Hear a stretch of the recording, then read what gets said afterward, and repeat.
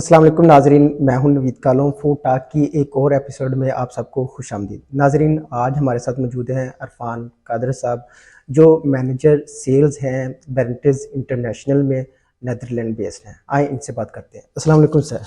वालेकुम सलाम नबी, कैसे हैं आप? जी ठीक ठाक हैं? अल्हम्दुलिल्लाह सर, आप सुनाए खैरियत से? अल्हम्दुलिल्लाह, शुक्र सर पहले अल्लाह का। थैंक यू सो मच, आपने अपना कीमती वक्त हमारे नहीं, पॉडकास्ट के लिए थैंक यू दिया। आपका यार, आपने बुलाया अपने कीमती टाइम में से लोगों से मिलने के लिए, लोगों से बात करने के लिए। Thank you so much, most आपने वेलकम बुलाया।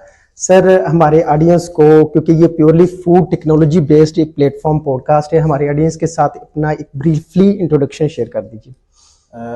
Thank you Naveed. नवीद, जैसे आप जानते हैं, मेरा नाम इरफान कादिर है और मैं लाहौर अपना बेस यहाँ पे हूँ। और from the last 14 years FMCGs जितनी भी फूड सेक्टर कंपनी है उसमें अटैच हूँ। मैट्रिक लाहौर से किया, FSC साहिवाल से की, GC कॉलेज साहिवाल से। After that move to Faisalabad, our mother institute UAF university of agriculture Faisalabad. वहाँ पे BS किया, MS किया और 2009 से ऑलमोस्ट स्टार्ट की जॉब में पहले Dawn group of industries, Dawn bread, वहाँ पे काम शुरू किया। Then move to CCBPL, Coca Cola beverages Pakistan limited, Lahore पे प्लांट बेस पे। After that move to Engro foods which was moved to international Friesland company Engro Pakistan limited. वहाँ पे कोई 9 साल सर्व किया।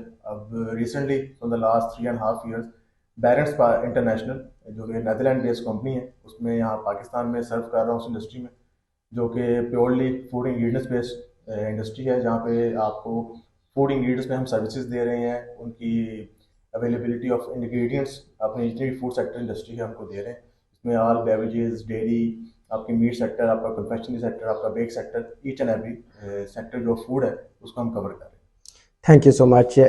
आपने अपना एक्सपीरियंस भी शेयर किया, अपनी कंपनी की प्रोफाइल भी, ये हम डिटेल से डिस्कस करेंगे। पहले आपने एक्सपीरियंस शेयर किया, जैसे कोका कोला में, फ्राइजलैंड कंपनी में, वहाँ पे एज अ फूड टेक्नोलॉजिस्ट आपका एक्सपीरियंस कैसा रहा, हमारे ऑडियंस के साथ शेयर कीजिए। हाँ, अगर हम बात शुरू करें तो हम डॉन से शुरू करेंगे, क्योंकि उन्होंने मुझे मौका दिया कि फूड सेक्टर में अपना जॉब को स्टार्ट करने का। तो it's a great experience as a food technologist, जहाँ पे हर इंडस्ट्री को उस वक्त एक नीड है और हम वहाँ प्रूव करते हैं अपने आप को कि yes, you select a right person for the right job. और इस वक्त अगर देखा जाए तो फूड इंडस्ट्री को एक proper nutrition point of view से, एक क्वालिटी पॉइंट ऑफ व्यू से, एक फूड टेक्नोलॉजी के अलावा कोई नहीं समझ सकता। yes. तो it's a great experience in all the sectors where I work for the last 14 years.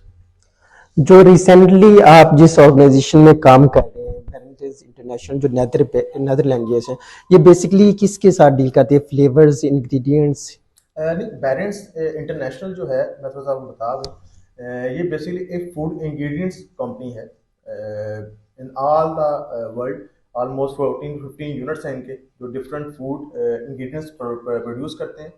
उसके अलावा ये ट्रेडिंग में काम करती है, उसके बाद फूड इंग्रेडिएंट सर्विसेज में डील करती है, फूड सर्विसेज में डील करती है। और मतलब each and every sector of the food where is the need of the food ingredients, Barentz international is available, is present to serve you in a better way. Always a better solution is the slogan of that Barents International. Okay, whatever you required in your industry, we are here. Thank you. आपने बहुत अच्छा discuss किया अपनी company की profile के बारे में। तो इसमें से कुछ इंग्रेडिएंट्स के स्पेसिफिक जो फूड इंडस्ट्रीज के लिए हैं, अगर फूड इंडस्ट्रीज भी आप उसके साथ कांटेक्ट करना चाहें तो कैसे? हाँ, सर, अगर हम बात करें बेक सेक्टर की, बेकरी सेक्टर की, तो वहाँ पे फ्लेवर्स हैं हमारे पास, एंजाइम्स हैं हमारे पास।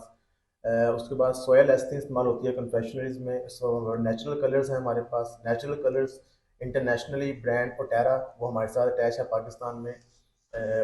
सेकेंडली जो फ्लेवर्स हैं उसमें Givaudan flavours international brand is also attach with us in Pakistan.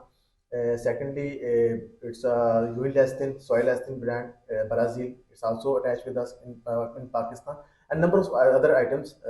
So we can call a list of products which we have in Pakistan, which we serve to our FMCG's customers. Thank you. We have got about your experience and company profile. Then we go to general discussion. जैसा आपने मुख्तलिफ sector में serve किया, as a being a food technologist, food technology का क्या scope देखते हैं? देखिए, फूड टेक्नोलॉजी को अगर मैं एक ब्रॉड सेंस में देखूं तो basically food science and technology it's a broader sense. इसमें आप फूड की न्यूट्रिशन को देख रहे होते हैं, फूड के कल्चर को देख रहे होते हैं, फूड बिहेवियर को देख रहे होते हैं, फूड एप्लीकेशंस को देख रहे होते हैं। आपकी इंडस्ट्री में आप कहाँ कहाँ पे किन किन चीज़ों को कंट्रोल करके एक फूड सेफ फूड आप अपने कस्टमर को एंड प्रोडक्ट कस्टमर को दे सकते हैं। उस सारे मामलात को फूड टेक्नोलॉजी या फूड टेक्नोलॉजिस्ट बेहतर समझ सकता है। और आई थिंक आज की जो नीड है वो है food safe food to reach to the end customer. और उस पहलू में जितने भी आपके पैरामीटर्स हैं, जितने भी आपके स्टैंडर्ड्स हैं, उसको अगर कोई कम्प्लीटली समझता है इन माई ओपिनियन, तो वो फूड टेक्नोलॉजिस्ट से बेहतर कोई नहीं समझ सकता। तो मेरा ख्याल है कि I think it's a one pillar of any food sector industry कि वहाँ पे अगर फूड टेक्नोलॉजिस्ट है तो इट मीन्स कि वहाँ पे जो फूड सेफ्टी के पैरामीटर्स हैं, जो फूड सेफ्टी के स्टैंडर्ड्स हैं, उनको मुकम्मल मीट किया जा रहा हो। बेहतरीन। जैसा कि अगर हम पाकिस्तान की बात कर लें, फूड टेक्नोलॉजी दिन ब दिन स्कोप बढ़ रहा है इसका, तो इसकी स्टार्टिंग पॉइंट ऑफ व्यू से बात करें तो ये क्रेडिट आप किसको देना चाहेंगे? हाँ, मैं बहुत शुक्रिया नवीद। ये मेरे दिल का सवाल है और I am very thankful to you कि आपने ये सवाल मुझसे पूछा। देखिए, बहुत सारे लोगों के बहुत सारे मेंटोर होंगे और डेफिनेटली हर कोई अपने मेंटोर उनके लिए लेजेंड्स होते हैं।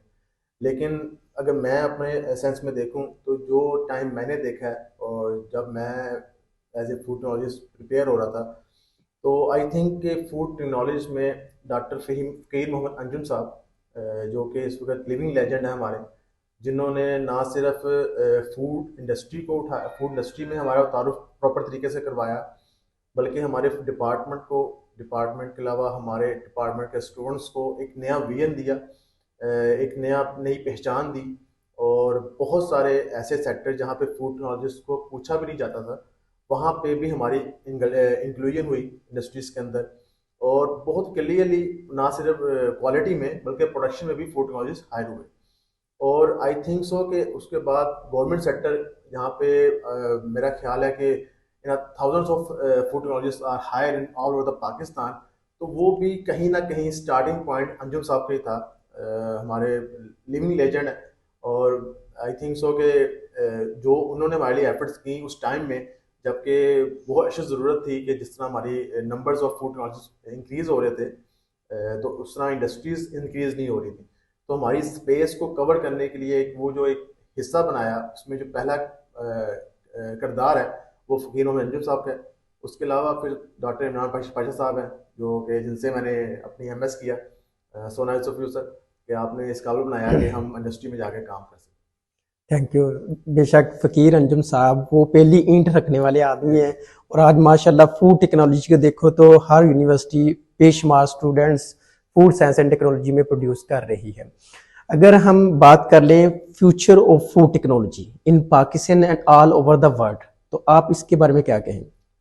हाँ, फूड टेक्नोलॉजीज को अगर हम ऑल ओवर द वर्ल्ड देखें तो वो तो ऑलरेडी बहुत ज़्यादा रिनोन है। लोग जानते हैं कि फूड टेक्नोलॉजीज के बगैर इंडस्ट्री, जो फूड सेक्टर इंडस्ट्री है, उसमें सरवाइव करना बड़ा मुश्किल है। मतलब आप ये समझ लें कि इंडस्ट्री को फूड टेक्नोलॉजिस्ट चाहिए, हाँ, लेकिन काबल हो, समझदार हो, वेल नोन हो, रिजल्ट्स लेने ओरिएंटेड हो, कुछ सीखने वाला हो, तो वो एक प्लस पॉइंट है। लेकिन पाकिस्तान में फ्रॉम द लास्ट अगर हम देखें डेकेड्स, तो इतना फूड टेक्नोलॉजिस्ट तो नहीं देखा जा रहा था जितना अब देखा जा रहा है। अल्हम्दुलिल्लाह अब लोग समझते हैं इस चीज़ को कि यार हमें फूड टेक्नोलॉजिस्ट चाहिए, क्योंकि इंडस्ट्री में अगर आपको अपने स्टैंडर्ड मीट करने हैं, अपनी फूड सेफ्टी को मीट करना है, अपनी प्रोडक्ट को इंटरनेशनल ब्रांड लेके जाना है, इंटरनेशनल मार्केट में आपने उसको एक्सपोजर देना है, तो आपको एक सेफ फूड न्यूट्रिशन बेस के ऊपर आपको प्रोडक्ट देनी है। उसके लिए आपको फूड टेक्नोलॉजी ज़रूरी है। और फूड टेक्नोलॉजिस्ट का जिस तरह टाइम गुजरता जा रहा है, स्कोप बढ़ता जा रहा है। इसमें फूड न्यूट्रिशंस हैं, फूड डाइटिशियंस हैं, और ये सारे सेक्टर जो हैं in the umbrella of food science and technology में आ जाते हैं। तो इट्स अ बेटर थिंग, और things are going to improve as time going towards upside. तो उम्मीद है मुझे बड़ा इस चीज़ के ऊपर कि कहीं ना कहीं हम इसको कहीं ना कहीं मीट करेंगे इंशाल्लाह वेरी सून। बेहतरी की तरफ जाएंगे दिन ब बेहतरी की दिन तरफ जाएंगे, बल्कि बेहतरी तरफ जा चुके हैं। इंशाल्लाह। इसमें अब इम्प्रूवमेंट्स आ रही है। बिल्कुल बेहतरी तो आ चुकी है माशाल्लाह। मतलब जिस तरह हमारे नंबर्स बढ़ रहे हैं इंडस्ट्रीज में, फूड टेक्नोलॉजी के नंबर्स बढ़ रहे हैं। किसी टाइम पे एक इंडस्ट्री में एक फूड टेक्नोलॉजिस्ट भी नहीं हुआ करता था, और अब अल्हम्दुलिल्लाह at least in all food industries, चाहे वो छोटी है बड़ी है, मैं उसमें नहीं जाऊंगा, लेकिन वहाँ पे फूड टेक्नोलॉजी शामिल है अल्हम्दुलिल्लाह। Very great. अगर इंटरप्रेन्योरशिप की बात की जाए तो ये स्टूडेंट्स के लिए कितना ज़रूरी है, ये यंग या पाकिस्तान की जो मौजूदा हालात है इसके लिए इंटरप्रेन्योरशिप फूड में कितना ज़रूरी है?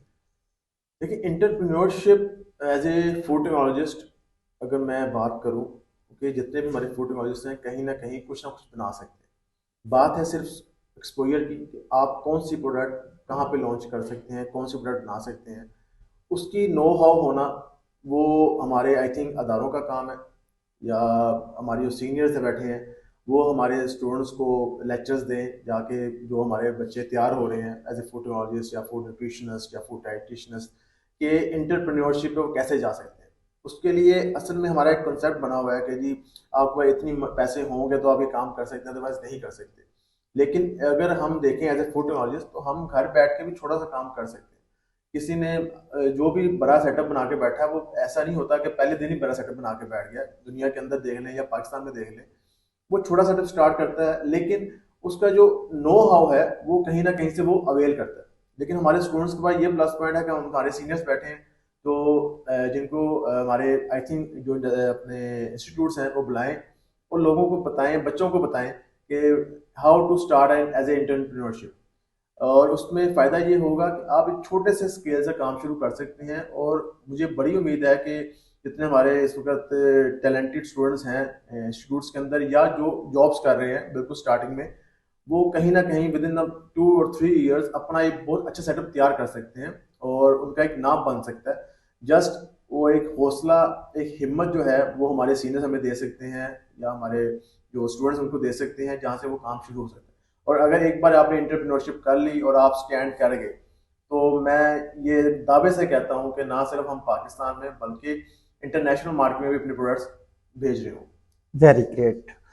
अगर हम डिस्कस कर लें, आपने इंडस्ट्री में भी टाइम गुजारा और सेल में भी, which one is the best?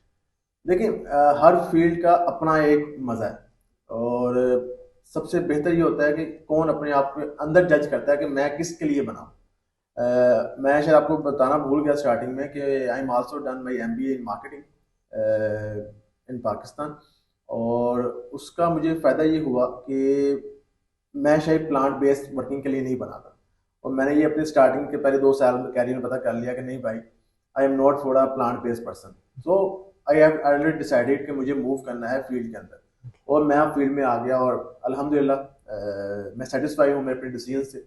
तो बेहतर चीज़ या अहम चीज़ ये है कि आपको डिसाइड करना है कि आपने जाना किस फील्ड में। जैसे अब नवीद आप ये माशाल्लाह बड़ा ज़बरदस्त पॉडकास्ट लेके चल रहे हैं, तो ये आपकी अपनी एक कोशिश है, मेहनत है, आपकी लगन है कि मैंने ये करना है। तो सेम इज़ द केस मेरे साथ भी ऐसे ही हुआ कि मैंने डिसाइड कर लिया कि नहीं यार, मुझे प्लांट बेस्ड काम नहीं करना, मुझे चीज़ों को एक्सप्लोर करना है। और अल्हम्दुलिल्लाह अभी तक आई am very satisfied with my decisions और अल्हम्दुलिल्लाह इंशाल्लाह इन फ्यूचर भी ऐसा ही होगा। अगर आप स्टूडेंट को रिकमेंड करना हो कि वो क्वालिटी को, प्रोडक्शन को, फ्लो लाइन को सीख के सेल में आए या वो सेल में सीधा आ जाए, एज योर एक्सपीरियंस? नहीं, ये जो एक्सपीरियंस है ये with the passage of time ही आता है। ये ऐसा नहीं होता कि कोई आपको घोल के पिला देगा और आपको एक्सपीरियंस आ जाएगा। अगर आप प्लांट बेस्ड पे एक्सपीरियंस लेते हैं तो उसका एक अपना एक्सपीरियंस है, सेल बेस्ड का अपना एक्सपीरियंस है और दोनों की हार्डशिप है, हार्ड वर्क है। मतलब ऐसा नहीं है कि आपने अगर इस फील्ड में आए तो वो आसान है, इस फील्ड में जाए तो मुश्किल है। प्लांट बेस्ड भी is not a easy job, not a piece of peanut के जी आप जाएंगे और आराम से चेयर पे बैठेंगे और साइन करना शुरू कर देंगे। वहां पे भी आपने सीखना है, इस फील्ड में भी सीखना है। डिपेंड आप पे करता है कि आप किस फील्ड को चूज करते हैं।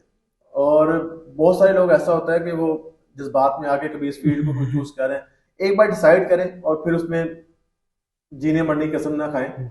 बस ये है कि कश्तियां जलाएं और आगे बढ़ें, फिर देखा जाएगा जो होगा। क्योंकि डेफिनेटली रिस्क अल्लाह ने देना है, इस पर बिलीव रखें तो बहुत कुछ है जिंदगी। Very great. देखिए, आपने फील्ड में वक्त गुजारा है, सड़कें देखी हैं, लोग देखे हैं। अगर हम फूड सेफ्टी की बात करें, जैसे हमने पोलियो की कैंपेन चलाई और हमने एक ऐसे इलाकों में पहुंचाई उसको जहां तक नो हाउ नहीं थी।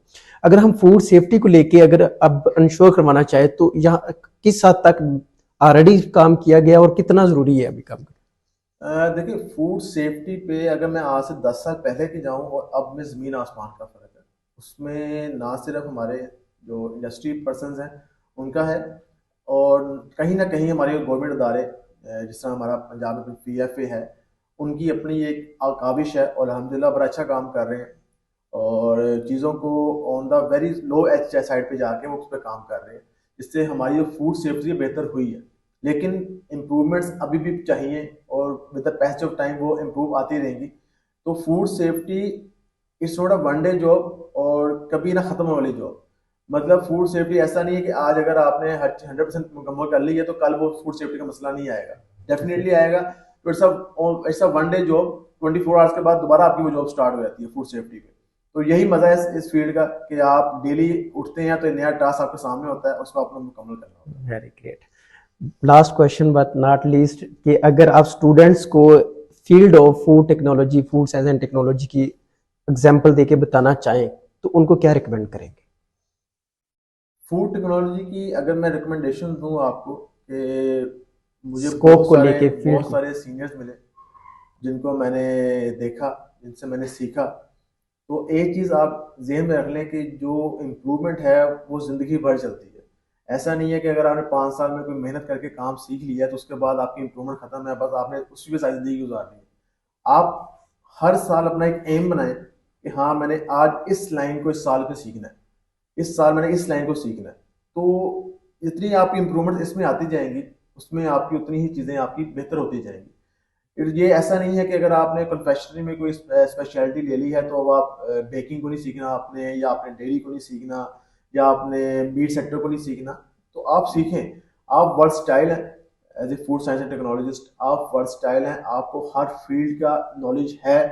ऐसा नहीं है कि जी आज का नॉलेज है कल का नॉलेज नहीं है, या परसों का नॉलेज कोई और होगा, या आपने बस ये सीख लिया तो आप इसमें स्पेशलाइज होना है। आपको हर चीज़ सीखने में आप ओपन है। हमारे मोस्टली यहाँ पे ऐसे भी हैं जो एक फील्ड में सीख के हैं तो वो आगे दूसरी फील्ड में जा ही नहीं रहे कि नहीं यार हमें इसी फील्ड को लेके चलना है। डेफिनेटली एक अच्छी चीज़ है कि आप उसमें बहुत ज़्यादा स्पेशलाइज्ड हो जाते हैं, लेकिन जो बाकी आपकी आइटम्स हैं या बाकी सेक्टर्स ऑफ फूड हैं उनको ना छोड़ें, उनको भी सीखें और हर फील्ड में अपना नॉलेज लें। लेकिन जो नॉलेज लेना है वो मुकम्मल लें। मतलब ऐसा ना हो कि आधा नॉलेज आता है, आधा किसी और चीज़ का नॉलेज आ रहा है आपको, तो ऐसा ना करें। एक चीज़ जो सीख रहे हैं ना आप उसको मुकम्मल सीखें, ताकि आपको उस पर एक्सपर्टीज मुकम्मल हो। और उसके बाद ऐसा है कि बाकी सेक्टर्स को भी लेके चले, क्योंकि एज ए फूड टेक्नोलॉजिस्ट आपको हर चीज़ का पता है, आपने हर तरह की स्टडी की है। जो एप्लीकेशन है वो फील्ड में आनी है, वो आपकी किताबों में तो हो नहीं सकती। तो किताबों में आप सीखें और यहाँ पे आके इम्प्लीमेंट करें और अपना काम सीखें। Very great. आपने बहुत अच्छा समझाया कि अगर आप क्वालिटी में या प्रोडक्शन में भी काम करना चाहें तो आपको दूसरी फील्ड के बारे में पता। Thank you so much Irfan भाई, आपने अपना कीमती वक्त हमारे ऑडियंस के साथ भी शेयर किया और नहीं, थैंक यू स्टूडेंट्स सो के मच लिए। नवीद, बड़ा मज़ा आया यार आपसे डिस्कस करने का।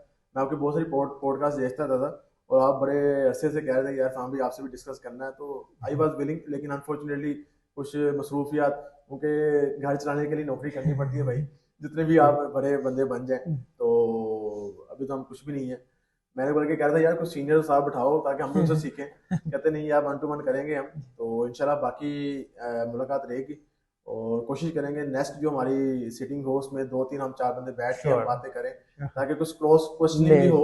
ये नहीं, नहीं है कि मैं कह रहा हूँ वो मान रहा है या वो कह रहा है मैं मान रहा हूँ। कुछ बिल्कुल। क्रॉस क्वेश्चनिंग करें और फिर मजा आए जरा बात करने इंशाल्लाह इंशाल्लाह। में। Thank you so much Irfan thank साहब। You so much. ये थे इरफान कादर साहब, मैनेजर सेल्स वेंचर्स इंटरनेशनल में, जो नेदरलैंड बेस्ड है। बहुत अच्छी डिस्कशन लगी रही। होप्स हो कि आप सब ने इसको अच्छी तरह एंटरटेन करेंगे। अपने होस्ट नवीद कालो को इजाज़त दीजिए, मिलेंगे अगले पॉडकास्ट में, तब तक के लिए अल्लाह हाफिज़। Thank you.